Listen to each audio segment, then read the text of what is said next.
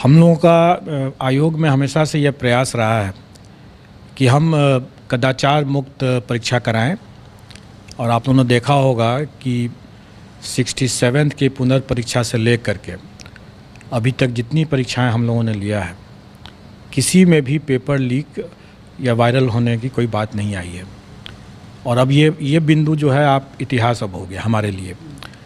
और आप ये भी देख रहे होंगे कि आज की जो चर्चाएं भी हो रही हैं वो वायरल या पेपर लीक के बिंदु पर नहीं हो रही है। अब परीक्षा की गुणवत्ता, प्रश्न पत्र की गुणवत्ता और इस तरह की चीज़ें की बातें हो रही हैं, जो कि अच्छी बात है। शैक्षणिक बिंदुओं पर अगर विचार विमर्श अगर होता है तो अच्छी बात है वो।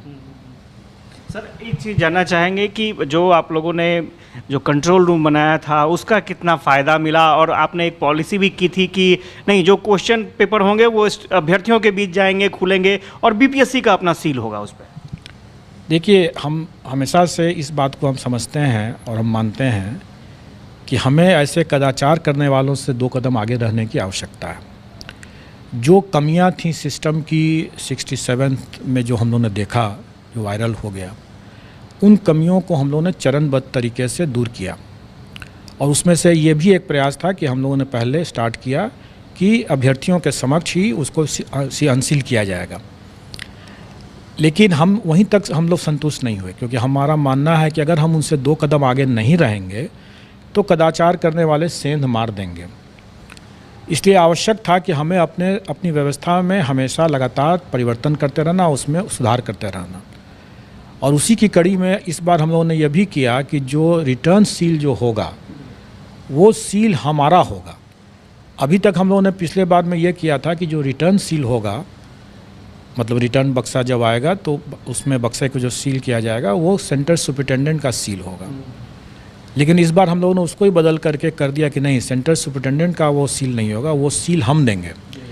और फिर वो हम सीमित संख्या में देंगे ताकि सेंटर सुपरिटेंडेंट उसको लगा दे और फिर तब हमारे पास है, ताकि वो सेंटर सुपरिटेंडेंट के स्तर से या मतलब सेंटर के स्तर से कोई उस सील के साथ परिवर्तन कर दे। अभ्यर्थियों के समक्ष सील करने के बाद, अभ्यर्थियों के जाने के बाद उसको फिर से खोल करके फिर से सील कर दे, इस संभावना से इनकार नहीं किया जा सकता था। और इसी को देखते हुए ऐसा किया गया कि अब हमारा सीमित संख्या में सील जाएगा और उसी को लगा करके उनको वापस भेजना है। इसलिए अब इसकी भी गुंजाइश नहीं रह गई कि सील तोड़ करके फिर से सील करना संभव अब नहीं है। सर, अब तो इंतज़ार सबको रिजल्ट का है और जो जानकारी मिल रही है रिकॉर्ड समय में रिजल्ट भी आना है। बिल्कुल, हमारा प्रयास ये है ही कि हम रिज़ल्ट दें। और जैसा मैं मानता हूँ कि 9वीं 10वीं और 10वीं 11वीं 12वीं इनका तो हम रिज़ल्ट जल्दी दे देंगे, पहले दे देंगे और जल्दी दे देंगे। जहाँ तक प्राथमिक कक्षों का बारह है उसके अध्यापक का मामला है, उसमें एक समस्या ज़रूर है जो कि आप सब लोग अवगत हैं इस बात से कि बीएड वर्सेस बीटीसी की जो बातें चल रही हैं, इसमें जब तक वो कन्फ्यूज़न दूर नहीं हो जाता है कि बीएड का क्या करना है, तब तक स्वाभाविक है कि हम बीएड का रिज़ल्ट नहीं दे सकेंगे। लेकिन जो कॉमन मेरिट लिस्ट में जो डिप्लोमाधारी जो आ जाएंगे उनका तो निश्चित रूप से हम रिज़ल्ट निकाल देंगे। बीएड वालों को एक मौका है अभी अपनी जो भी लीगल रिकोर्स लेने करने का, या राज्य सरकार या एनसीटी अगर कोई अपने गाइडलाइंस अगर संशोधित करती है, को उनके पक्ष में निर्णय देती है, तो उनको एक मौका है। सर, एक चीज़ और जानना चाहेंगे, एक ट्वीट आपने किया था 9 से 12 तक के अभ्यर्थी जो हैं उनके लिए, बहुत हमारे पास मैसेज आए कि सर से जाकर के पूछिए कि ये जो तैयार रहने की बात है, आप लोग तैयार रहें डॉक्यूमेंट वेरिफिकेशन के लिए, ये क्या है सर? डॉक्यूमेंट वेरिफिकेशन बहुत जल्दी स्टार्ट होने वाला है और जहाँ तक मुझे अभी ज्ञात है वो हम लोग शायद 4 तारीख से ही शुरू कर दें, 4 सितंबर से। और ये डॉक्यूमेंट वेरिफिकेशन हमारा 11th 12th और 9th 10th और इसका होगा।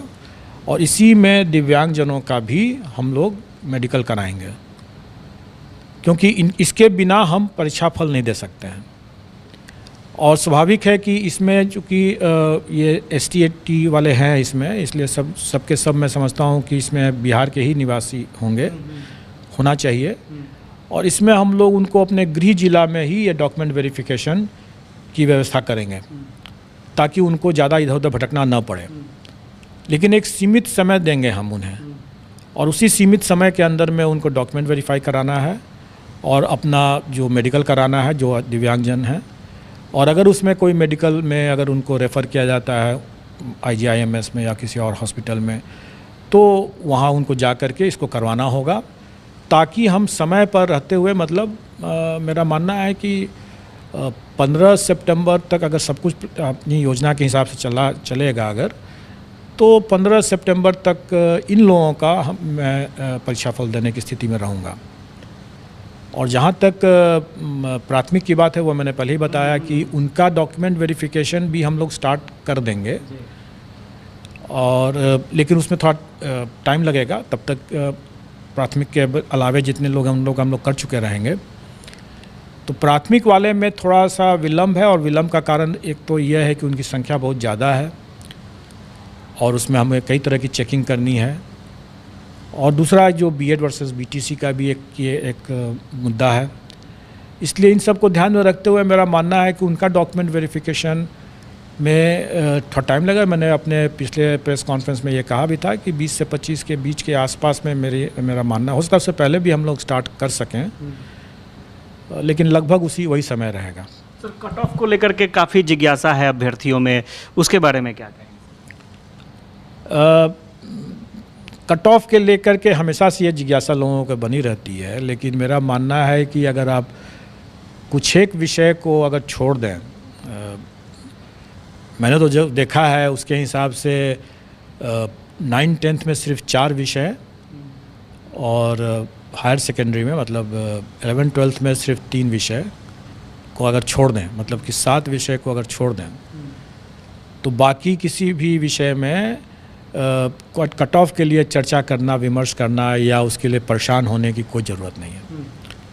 कोई ज़रूरत इसलिए नहीं है कि उसमें मैंने अपने ट्वीट के माध्यम से भी लोगों को एक तरह संकेत देने का कोशिश किया है। लोग उसका सही से नहीं समझ सके, तो फिर मैंने आज हिंदी में भी उसको स्पष्ट कर दिया है कि जो लोग इन 7 विषयों को छोड़ करके अन्य विषय के जो अभ्यर्थी हैं, अगर वो डिस्क्वालीफाई नहीं होते, मतलब अयोग्य नहीं हो जाते हैं, तो उनकी नियुक्ति उनका पक्का है, क्योंकि वैकेंसी है ज़्यादा और अभ्यर्थी कम है उसमें। लेकिन यही स्थिति बाकी में नहीं है। अब जहाँ तक बाकी जो 7 विषय बचते हैं इसमें, उसमें प्रतियोगिता तो रहेगी ही, और वो गेस करना मेरे लिए सही नहीं होगा वो बताना, क्योंकि मेरा मानना है कि सभी अभ्यर्थी अच्छे हैं और काफ़ी मेहनत करके आए हैं, तो स्वाभाविक है कि कट ऑफ भी अच्छा ही रहेगा। फिर अगर प्रश्न पत्र कहीं पर अगर कठिन आ भी गया अगर, तो भी इतनी बड़ी संख्या में कई अच्छे अभ्यर्थी होंगे, क्योंकि अगर प्राइमरी का भी अगर लिया जाए तो इतनी बड़ी संख्या में है, तो कट ऑफ मतलब अच्छा होगा। कितना होगा, ज़्यादा होगा, कम होगा, ये मैं नहीं बता सकता हूँ। चलिए, बहुत बहुत शुक्रिया। एक तो पहला कि हमारे जो प्रावधान थे वो पहले से दिए हुए थे, जो सरकार की नियमावली में ही घोषित है कि NCT का जो भी होगा परामर्श, उस पर सरकार का जो भी निर्णय होगा वही लागू होगा। तो अगर वो परिवर्तित हो जाता है तो वो परिवर्तित हो ही जाएगा।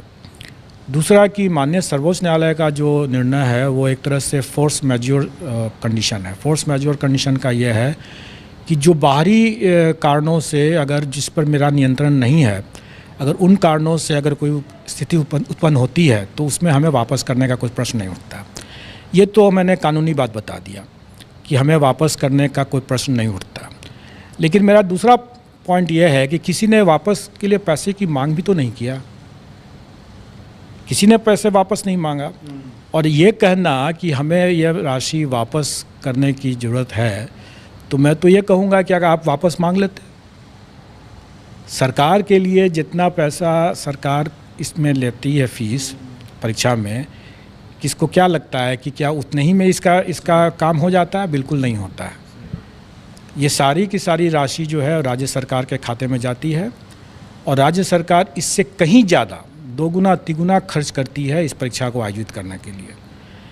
और राज्य सरकार के लिए अगर मान लीजिए कि अगर 1 लाख कैंडिडेट अगर बोलें कि हमको पैसे वापस कर दें, कर दिया जाएगा। सरकार के लिए कोई बहुत बड़ा रकम नहीं है, लेकिन अभ्यर्थियों के लिए कोई भी ये समझना होगा कि ये मांग करते हैं वो, तो क्या वो अपना रेस से बाहर होने के लिए तैयार थे? क्या वैसे बीएड अभ्यर्थी जो इस बात की मांग करते हैं, मीडिया पर मांग जरूर किए हैं, किसी ने ऐसे मांगा नहीं है पैसा, लेकिन अगर आप वो खुद भी सोचें, और मैं समझता हूँ कि उन्होंने खुद सोच ही लिया था और इसीलिए उन्होंने लिखित में मांग नहीं किया था कि अगर हम इस रेस से बाहर हो जाते हैं तो उनका सभी रास्ता बंद हो जाता है। फिर ऐसे तो रेस में है तो शायद कुछ संभावनाएं हैं। तो मैं समझता हूँ कि ये सिर्फ मीडिया के लिए उन लोगों ने ऐसी बातें किया और तरह तरह की अटकलबाजी करते रहते हैं, ये बहुत गलत है। और ऐसे चीज़ों को मैं आपको बता दूं कि ऐसे एक अभ्यर्थी के मामले में हम लोगों ने उससे कहा भी, हम लोगों ने देखा उसके इस तरह की मांग मीडिया पर आई, सरासर बीपीएससी को बदनाम करने की इस तरह की गलत सलत बात बोले, हम लोगों ने उसको नोटिस कर दिया और नोटिस में उसने रोते हुए उसने लिखित माफ़ीनामा दिया है। तो मैं सब लोगों से ये बात कहना चाहूँगा कि एक आप ऐसी कोई बातें न करें जो बाद में जा कर के आपको नुकसान पहुँच जाए। मैंने पहले भी और हमारे आयोग ने भी इस बात को प्रकाशित किया हुआ है कि कोई अमर्यादित बातें कहते हैं, आप अभ्यर्थी हैं इसलिए कि आप राज्यकर्मी बनना चाहते हैं, और राज्यकर्मी की गरिमाओं और मर्यादाओं का अगर आप उल्लंघन करते हैं तो हम ऐसे अभ्यर्थियों की अनुशंसा कतई नहीं करेंगे। और आजकल आप लोगों ने देख ही लिया कि फेशियल रिकॉग्निशन का ज़माना है। फेशियल रिकॉग्निशन से हम लोगों ने कई लोगों को चिन्हित किया है। हमारे लिए बहुत आसान है कि जो मीडिया पर जो लोग आकर के गलत सलत बात बोल के चले जाते हैं, वो समझ कर रहे हैं कि सब पर नज़र है। और हमारे सिस्टम के हिसाब से, जैसे मैंने बताया कि एक अभ्यर्थी को हम लोग नोटिस भी दिया और उसने माफ़ी भी मांगा है, हम सबको कर सकते हैं, सबको कर सकते हैं। जिनकी जो भी मेरिट लिस्ट में अगर आ जाते हैं, अगर हम उन पर पकड़ करके हम उनको उनके उस कारण परीक्षा करके उनको लिस्ट से बाहर कर सकते हैं। इसलिए उनको संभल करके बात करनी चाहिए।